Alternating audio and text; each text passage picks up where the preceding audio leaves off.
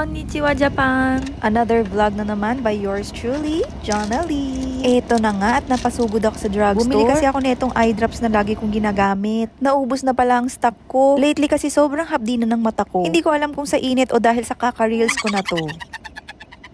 Talagang napakaganda talaga ng eye drops na to. Subok ko na to noon pa. Kita nyo naman at unang patak, bulag agad. Char!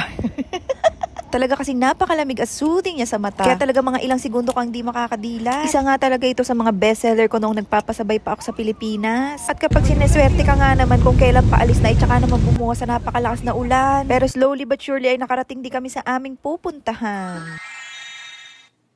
At dito nga tayo ngayon napadpad sa isa sa mga pinupuntahan ng mga turista dito sa Japan. Mura daw kasi ang mga bilihin dito at tax-free kapag ikaw ay turista. At dahil hindi naman tayo nagtutour, iba ang ating pakay ngayon dito. At sa entrance pa nga lang ay siguradong bawas na ang yaman mo dahil merong arcade. Dati dito kami nababankrupt ni Jason na magjowa pa lang kami. Buti nga tumupa na ang hilig namin sa paglalaro. At nakakaloka, ano naman to? O relax, mushroom lang pala, mushroom. At eto na nga po talaga ang ating pakay ngayon dito. Sa mga hindi po nakakaalam, may nagbibenta po ang Don Quixote ng mga ilan po ng mga Filipino goods. Ayan ang kinikrave kong itlog na maalat. Meron silang mga sinigang mix, magic sarap, crispy fry, at marami pang iba. Hindi na rin masama kung nagkikrave ka lang naman. Pero syempre, expect mo na rin na mas mataas yung presyo niyan. At ito pa nga ang isang hold up sa akin. Nakita na naman niya yung mga tropa niya. Ang tatalino rin kasi talaga ng mga gumagawa ng mga cartoons na yan, ano. Talagang isang batalyon sila. Sabi ko, bibili kami ng isa. Abay, anak ko gusto lahat. Samot-sari talaga ang mga tinda dito sa Don Quixote. Mapag-cute o kahit mga weird na bagay meron sila dito. Mapapambata o pamatanda. Pang birthday party. Ito yung pang rated SPG, meron din. May mga pang cosplay. Iba't ibang klase ng wigs. At saka yung cosplay na lang ulit. May mga Lego, car accessories, car fresheners, may mga pang-abot kaya at meron din naman pang mga bigatin.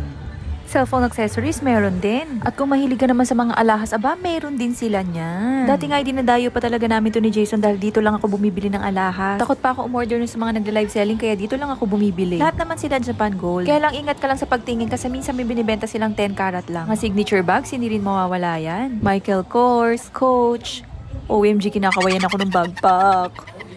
Signature cups meron din. Mga gamit pang exercise. Mga cute na hoodies at pang tulog. At saan katutak na ang cute na socks. Talaga nga naman lahat na ata ng kailangan mo nandito. Ikaw na nga lang ang magsasawang tumingin. At dahil pinagbabalik ko nga lahat ng toys na kinuha ng anak ko, nakonsensya naman ako. Sakto naman, nakatabi ng kakainan namin, merong arcade. At nakita na naman niya yung mga tropa niya. O siya, laruin natin at try natin ang ating swerte. Sa lahat ba naman ng klase ng laro, dito pa talaga napunta yung mga tropa mo sa mahirap laruin. Shemers, at napatayo pa nga talaga ako dahil akala ko nasaktuhan ko na. Pero sa mga pagkakataon na to, ay give up na nga ang mami, kaya pinasa ko na kay daddy. Talagang Gina nga ang bata at talagang sigaw na siya ng sigaw ng Ampaman. Pero wala kami magawa dahil nasa loob si Ampaman. Ito na nga ba sinasabi ko? Kung yun nilaro natin, binili na lang natin, Disan, nakuha mo na isa sa tropa mo. Kahit si daddy nga ay talaga nanggigigil na. Sakto naman daw ang pindot niya pero kusang umuusan. Naku, mahirap talaga kalaban ng machine na may schedule ang payout, Charis.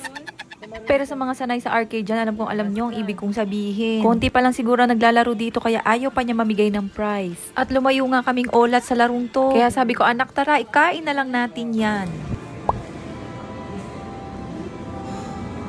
After nga namin lantakan ng dinner namin ay nakita ko naman tong takoyaki. Sadyang napaka-inviting ng amoy kaya sabi ko mag-take out na lang kami para sa bahay namin kainin. At syempre bilang isang ulirang ina, ayoko namang uuwing malungkot ang baby ko. Kaya imbis na uuwi na nga kami ay talagang dumaan pa kami dito. Magkakalapit lang naman yan kaya wala namang kaso. Tignan nyo naman kung gaano kasaya ang baby ko. 5, 4, 3, 2, 1. Game over!